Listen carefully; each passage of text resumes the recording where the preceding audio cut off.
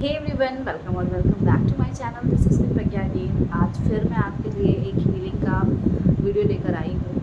So basically पिछले कुछ time से मैं खुद को हील करने पे ध्यान दे रही हूँ। अगर आपने भी रिसेंटली अपने किसी फैमिली मेम्बर को खोया है, किसी पेट को खोया है, या किसी ऐसे रिलेशनशिप से मूव ऑन करने की कोशिश कर रहे हो जो आपसे नहीं हो पा रहा है, तो ये वीडियो आपके लिए है।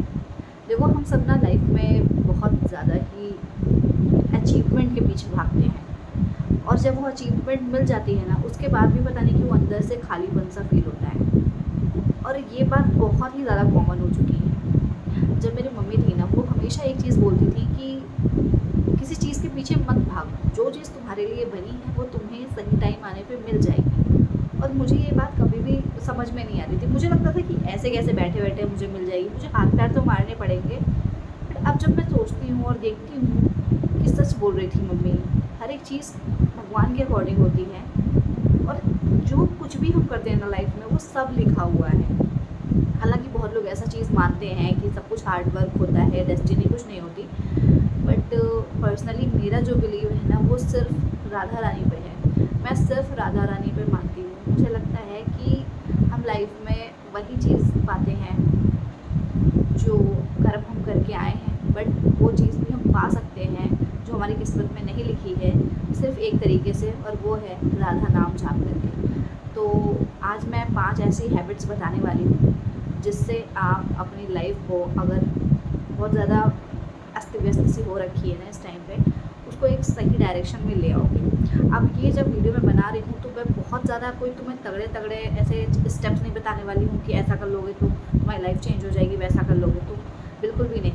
मैं ऐसे 5 स्टेप बताने वाली हूँ जिससे आप अपनी लाइफ को एकदम रूटीन में ले आओगे, बहुत ज़्यादा सिंपल बना दोगे, बहुत ज़्यादा सूदिंग बना लोगे। बट वो बहुत ही छोटी छोटी चेंजेस हैं। तो अगर आप भी इंटरेस्टेड हो तो वीडियो को पूरा देखना। चलो वीडियो स्टार्ट कर लेते हैं। सबसे पहली चीज़, 5 सिंपल हैबिट्स मैं बताऊंगी जिसे चेंज करके आप अपने पूरे दिन को अच्छा बना सकते हो। सबसे पहला, उठते के साथ आपको फ़ोन नहीं छूना है।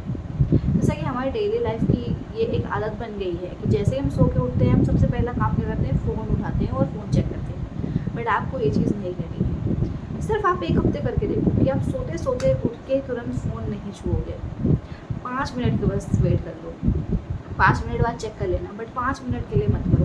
उतने टाइम जब आप उठ रहे हो ना, तो सबसे पहले क्या करो, पहले तो भगवान का नाम ले लो। ठीक है, जो भी भगवान पसंद है, राम पसंद है, तुम्हें हनुमान पसंद है, तुम्हें महादेव पसंद है, तुम्हें राधा जी पसंद है, कोई भी भगवान जो पसंद है उनके नाम ले लो तुम। 5 मिनट के लिए सिर्फ तुम्हें भगवान का नाम ले लेना है, धरती को प्रणाम कर लेना है, और उसके बाद चुपचाप उठ जाना है। इसके बाद तुम चाहो तो अपना फ़ोन देख सकते हो, बट सिर्फ जब उठो और उठते से फ़ोन नहीं छूना है।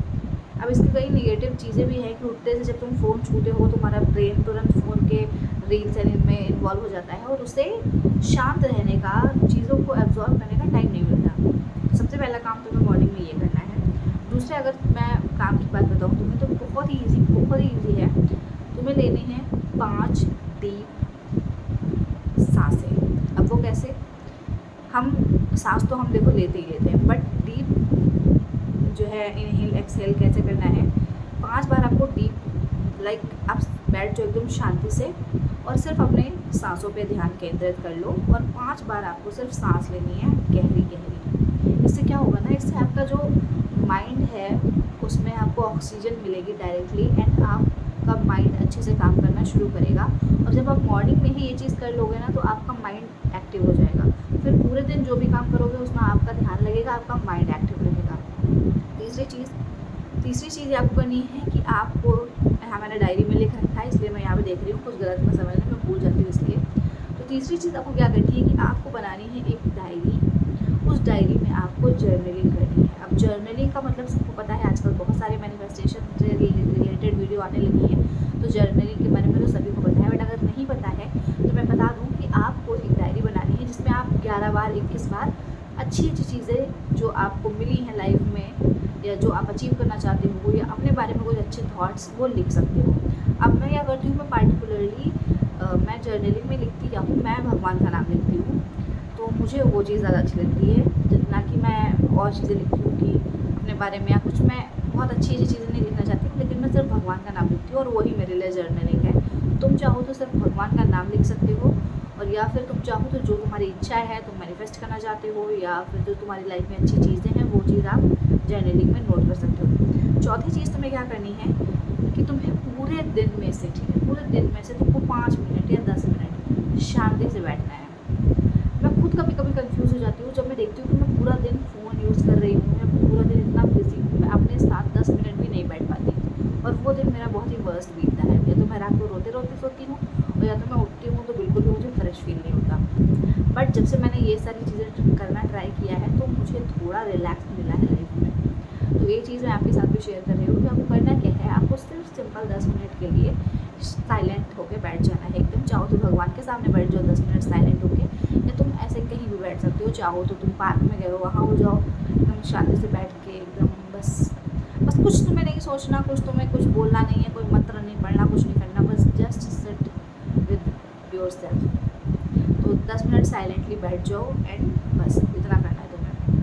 पाँचवीं चीज़ तो तुम्हारे लिए सबसे ज़्यादा इम्पोर्टेंट है। जब तुम पूरा दिन अपना बिता चुके हो और अब तुम रात को सोने की तैयारी कर रहे हो, तो तुम्हें क्या करना है, तुम्हें सिर्फ एक अपने आप को अच्छा फील कराने के लिए, अपने आप को ग्रैटिट्यूड देने के लिए, तुम्हें खुद के रिस्पेक्ट के लिए ये चीज़ अपने आप से बोलनी है कि आज जो भी मैंने किया बहुत मैंने हार्ड वर्क किया है, और आज जो भी मैंने किया है वो मेरे ग्रोथ के लिए अच्छी चीज़ है, मैं एक सही रास्ते पे चल रही हूँ। कहने का मतलब ये है कि अपने आप को बहुत ज़्यादा निगेटिव थॉट से मत भरो।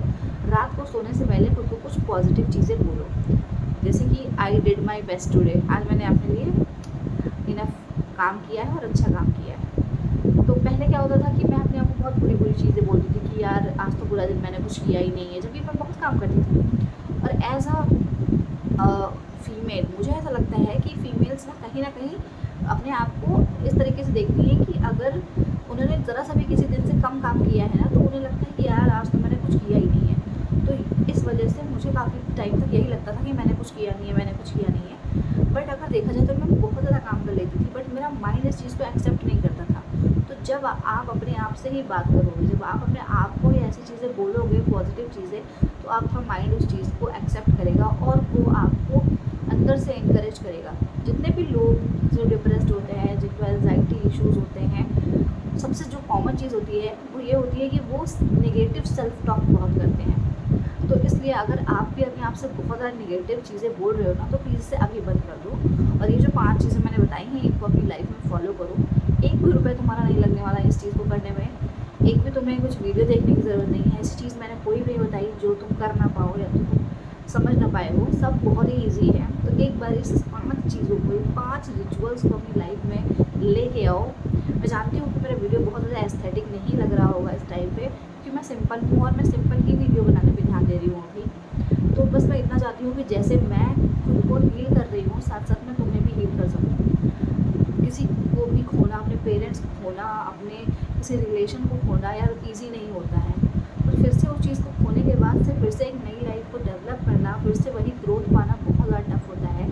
तो इस जर्नी में मैं आपके साथ हूँ, क्योंकि सेम चीज़ मेरे ऊपर भी गुजरी है, और अगर आपके साथ भी ऐसा कुछ हुआ है तो प्लीज़ अपने ऊपर ध्यान दो और आगे बढ़ने की कोशिश करो। इतना ही बोलूँगी।